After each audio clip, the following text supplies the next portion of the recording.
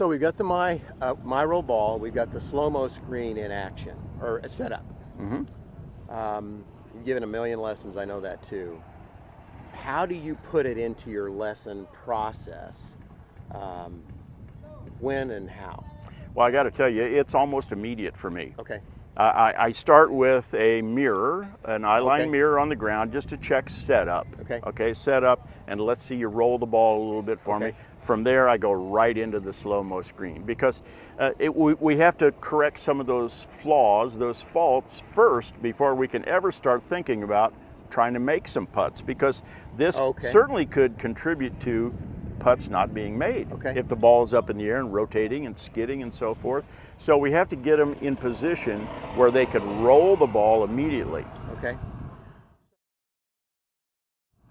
So what would be some corrections that you would observe? I would say you're watching a student and they get the ball up in the air. Okay. What are kind of the first 2 or 3 things that you would probably suspect in a deal like that? Well, working with a lot of amateurs these days, it's almost invariably the first thing is this right here, where they flip a little bit. Okay. Okay, where their hands stop, the club keeps going, and it flips. Well, what that does is it creates more loft. Just by shaft lean, it creates more loft at impact.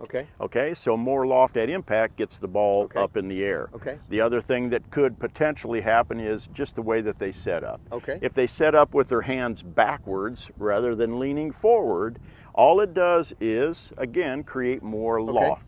What about ball position? Ball position is very crucial, because the farther it goes forward toward your front foot, the greater chance you have of leaning the putter shaft back and creating more loft. Okay, so that ball position goes back to the loft question. Yeah.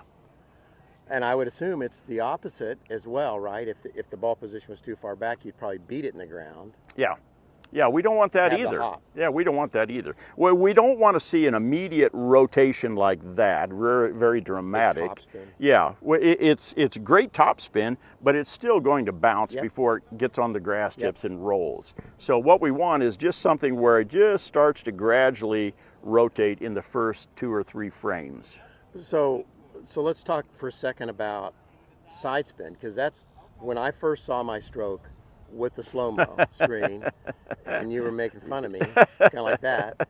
But the thing about the my roll ball that makes that work is that you can see the side spin rotation. Sure. When you set it up so that the camera is facing that division between the black and the white on the my roll ball, it's very easy to immediately see, boy, if there's any side spin, if there's any side rotation. But I think the part to me is that I can see it so vividly. Sure. Right, because who knows? I Sure. mean, all I know is it's offline, but I don't. There could be a lot of reasons, and what the slow-mo screen shows me is it's a face.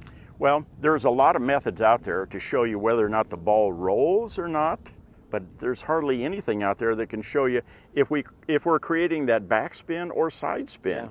By using the my roll ball, where you have that black and white, and the slow-mo screen in your own smartphone, now you can see it.